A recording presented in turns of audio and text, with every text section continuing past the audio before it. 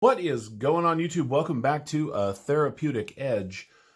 Today on the table in front of us is another Ganzo Firebird. This is the FH21. This is D2 running on ceramic bearings. It is steel liners and G10, and it is just a gorgeous pocket knife. I mean, it's really, really very attractive. It has a nice deep carry design clip that, leaves a little bit of the knife sticking out. But what I love most is this blade. This D2 is so well done. It's got a little jimping right back here for your thumb. It has a beautiful swedge that flares back out so you have a nice, robust tip.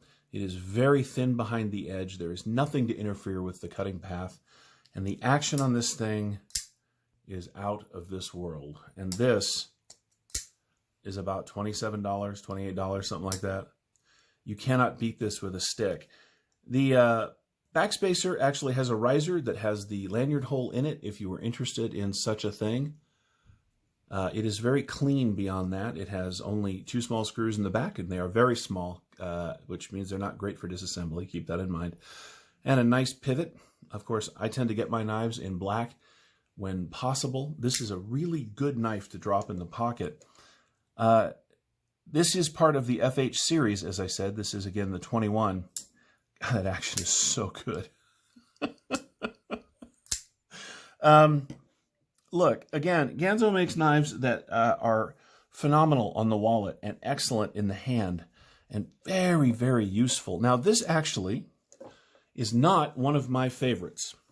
Okay, look, so the blade is, I love it.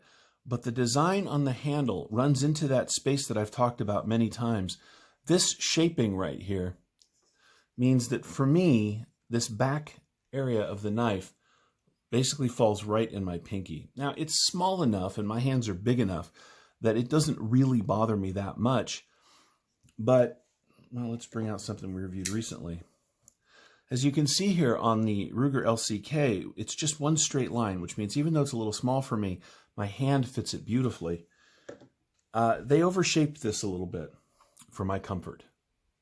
So if you've got really big meat hooks, this might not be the knife for you, which is a shame because it is a stellar little pocket knife. And that's one of the reasons I keep it. I actually just move my pinky down a little bit and put it in the flat right here and lock it in that way if I really want to push on something.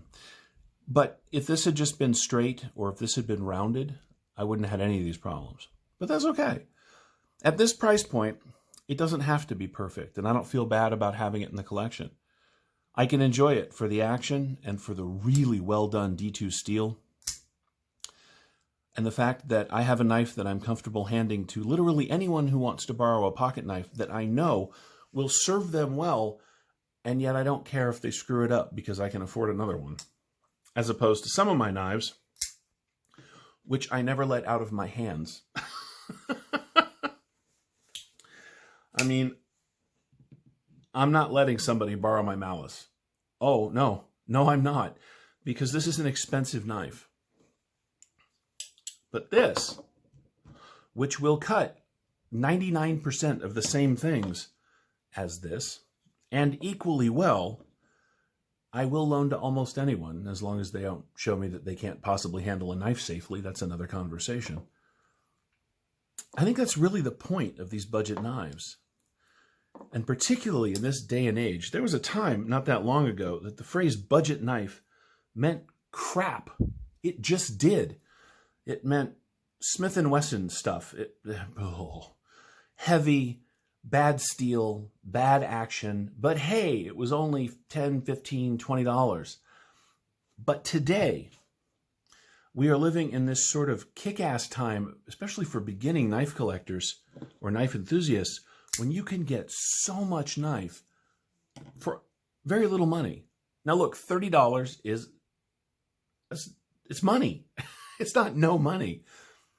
But even if you go back 2 or 3 years, the amount of knife that you could get for 20 or 30 bucks, this is astonishing. I mean, it just is. I think that's why I love them so much.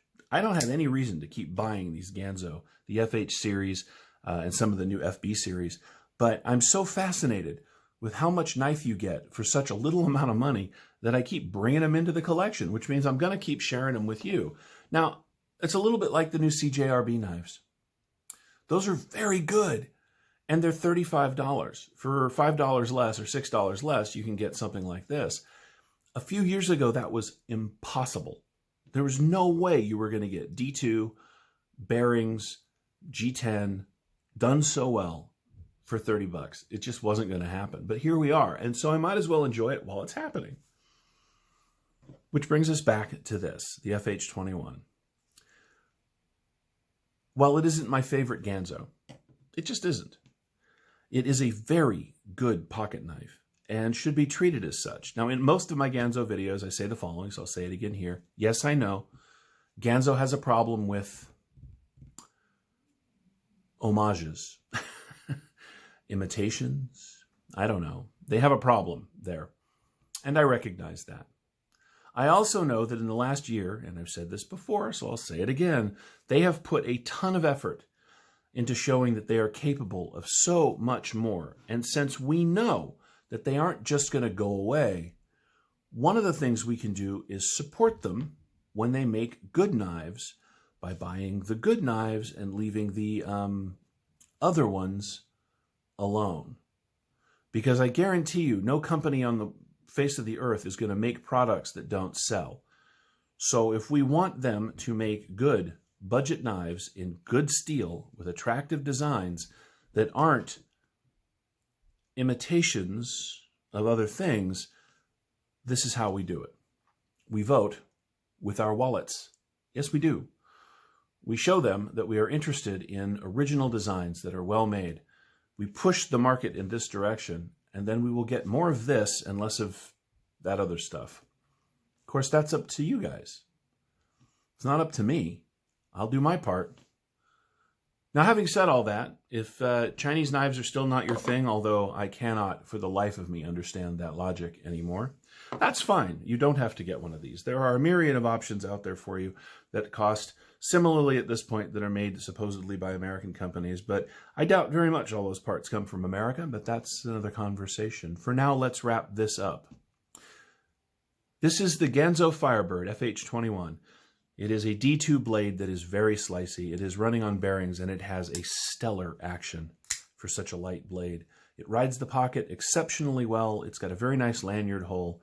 It is attractive and inexpensive, and if you are looking for a good knife within those criteria, then this is a good choice for you.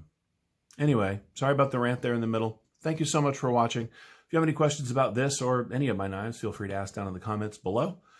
I'll see you next time. Bye, guys.